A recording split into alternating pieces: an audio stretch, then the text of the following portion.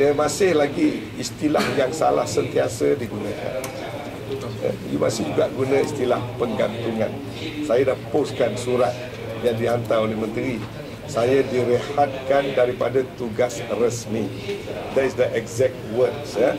Itu yang timbul ada certain media kata saya kena pecat. Dalam parlimen pun orang terbawa-bawa lah dari feed.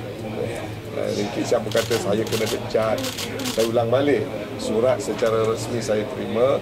Saya direhatkan dari tugas resmi bagi membolehkan audit dalam MARA melakukan penyiasatan atas isu penajaan pasukan bola sepak Kelantan oleh Uni KL dan BNB. Jadi sejauh mana penyiasatan itu saya tak boleh jawab sebab setakat ini saya tidak pernah dipanggil. Saya tak tahu sama ada dah siap, mungkin dia siasat tanpa saya dan sebagainya. Wallahualam. Tapi sehingga hari ini saya belum pernah dipanggil oleh sesiapa kecuali yang saya pergi secara sukarela ke SPRM. Prinsip saya mudah saja, kita tidak melakukan apa-apa perkara yang salah.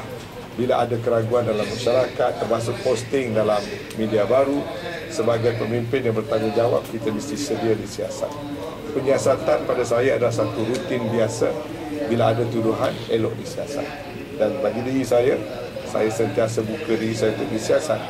Kerana saya adalah seorang pemimpin yang dipilih oleh orang ramai. Saya bertanggungjawab kepada orang ramai. Integriti mesti saya utamakan. Saya boleh jawab pada soalan Akan tadi tak? Yang mana pula? Tadi tu lepas timbul ada dakwaan menyatakan menaikan diri Tan Sri ini dikaitkan dengan isu Tan Sri direhatkan dalam MARA. Saya fikir untuk orang membuat sebarang dakwaan itu adalah bebas. Saya orang politik, ketua penerangan pula tu bercakap banyak. So orang di luar sana bebaslah. Kalau dia nak buat telahan, nak kata, saya dah season lah dengan benda-benda begitu, tidak ada masalah bagi saya. Terpulanglah kepada penilaian masing-masing.